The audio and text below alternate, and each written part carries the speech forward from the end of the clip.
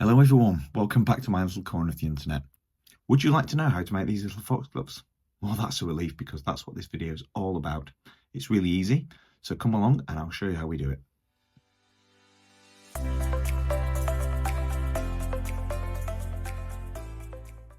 So the first thing we're going to do, I take these old bristles from an old paintbrush.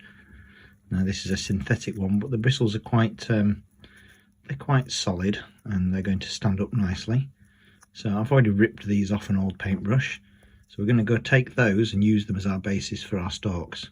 Now, as you can see, I've got a figure here, and he's going to be the sort of benchmark for how tall it wants to be. So it wants to be about waist height, really, hip height. So we're going to need about 10, 12 millimeters, something like that.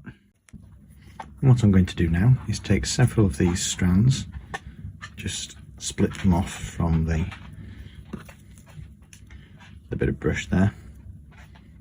And then I just want to hold on to those with a pair of tweezers whilst I snip off a length. I've got to hold on to them because they do fly off. Now on my cork, I'm just going to cover that with some masking tape.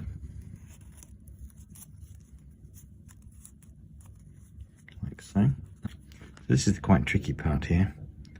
I'm going to stick a few bits of super glue on top of here. This is why I wanted the masking tape, and I'm going to glue on these little strands. Now they're not going to stand up very quickly, so I'm going to use some activate spray to help me out there. So I'm going to get a couple of little strands and stick them into the super glue.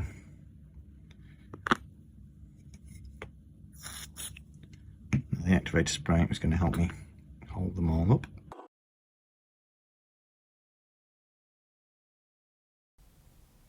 So after a bit of sticking, we're left with some nice little stems like this. And what we're going to do now is trim them down with a pair of scissors, just making sure we've got some different heights.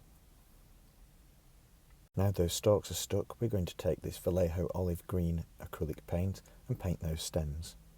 We're going to paint it neat without thinning, making sure we just cover the entire stems.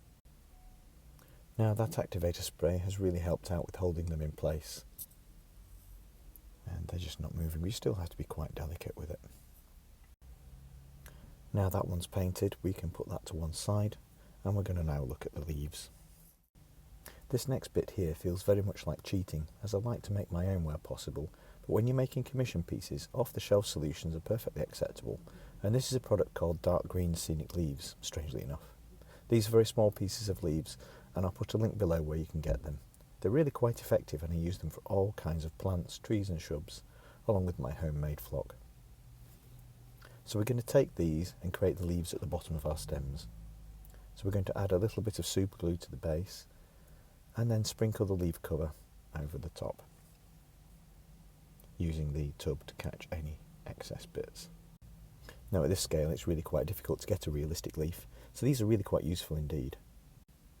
Having fully coated the base with some scatter, we're now going to add some extra PVA over the top of that and create some extra depth.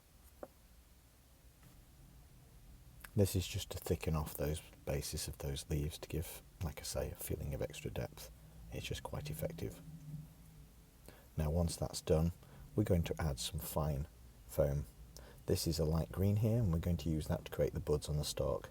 Again, we're going to use super glue for speed, and we can sprinkle that over the tips of the stalks. You can see how I made this foam in the video linked above. The idea behind this foam here is to represent the green buds underneath the flowers. So just keep sprinkling all that foam over the top, and then you're left with something that looks like this. And now we're going to make the petals, and for this we're going to use some sawdust. This is some I've already pre-prepared.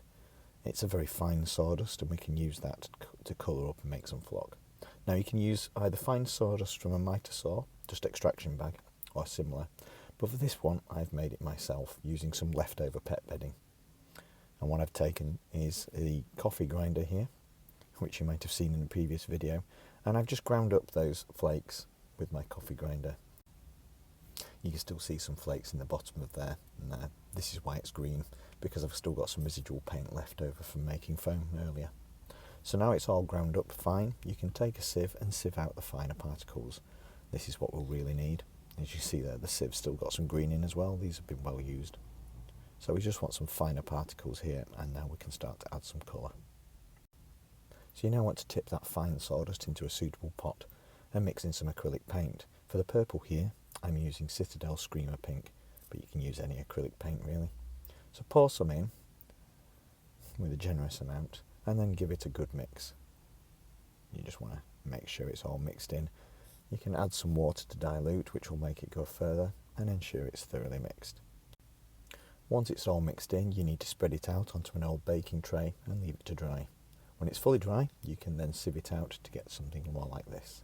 I like to save all my flocks and foams into these useful takeaway tubs, and these will be very effective in adding splashes of colour to your dioramas.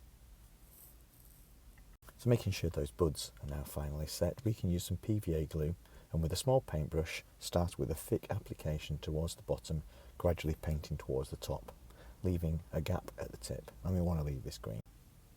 Next we're going to take our chosen colour and sprinkle the coloured flock over the stems, making sure there's a thicker covering at the bottom and thinning out towards the top.